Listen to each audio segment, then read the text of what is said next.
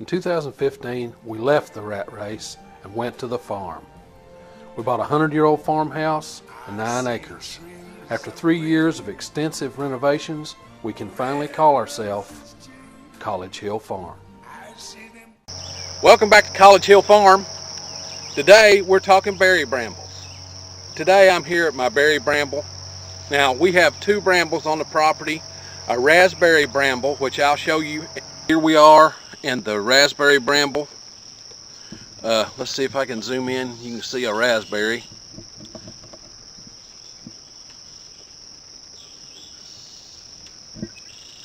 You know, there are a few in there. We're talking, this is about between 12 and 16 feet wide. It's at the edge of my property. It was here when we bought in 2014. We actually closed on the property in November of 2014, and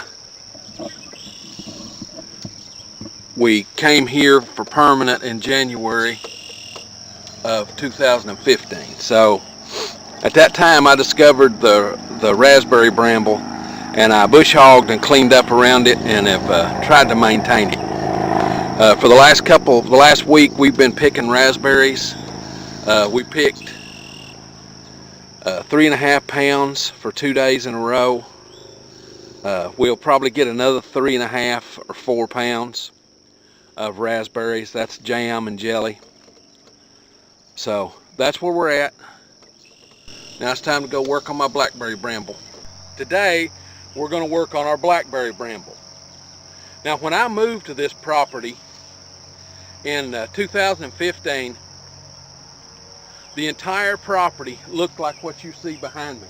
It was one large blackberry bramble, and it had little trees almost big as your wrist growing up all through it. And I converted that to a hayfield and to a garden spot. I'll turn you around here and you can see what I converted it to.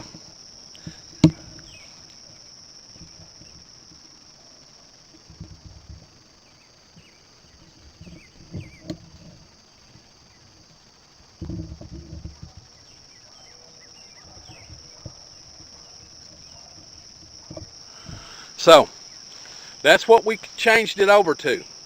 Today we harvest blackberries. We kept one bramble. It's probably almost 1.5 acres of bramble and blackberries. And what we're going to do today is we're going to make those accessible. Because blackberries, if you can't get to them to harvest them, what's the purpose? We harvest somewhere in the neighborhood of 8 to 10 to 12 gallons of blackberries every year. We make jam and jelly, and we seeded and unseeded, and we make blackberry wine. So today I want to show you what we do for our blackberry bramble. Now I'm going to take you off the tripod for a second. Right here's our blackberries. They're just red and green, mainly green. Here's a few more. Now these are taller than my head. This blackberry I'm showing you right here is way taller than my head. So we've got a lot of work to do to get these ready. So what we do is we cut trails with the bush hog, and I'm going to go ahead and do that now and let you see how we maintain our blackberry.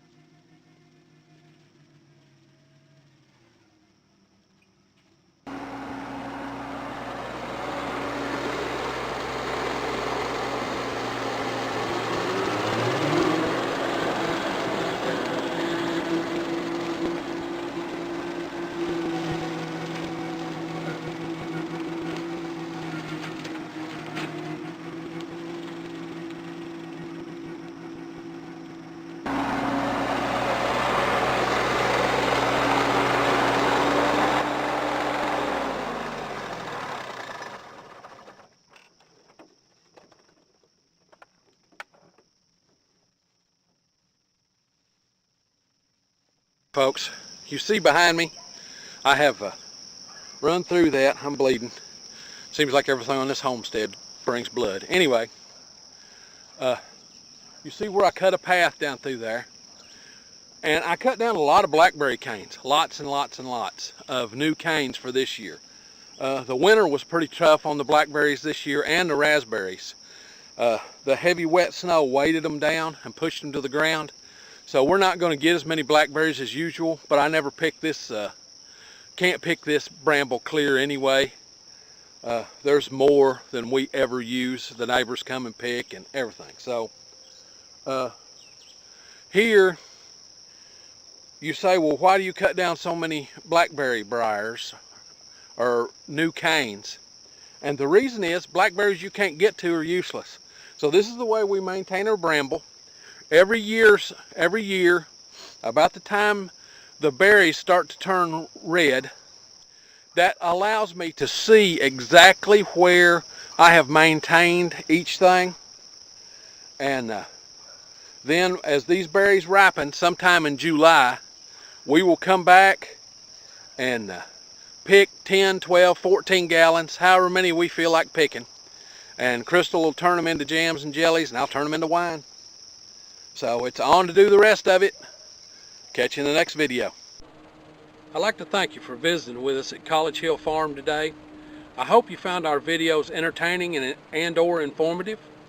If you did, please like, share, subscribe, and comment on both Facebook and YouTube. Until then, I'll see you in the next video. Bye-bye.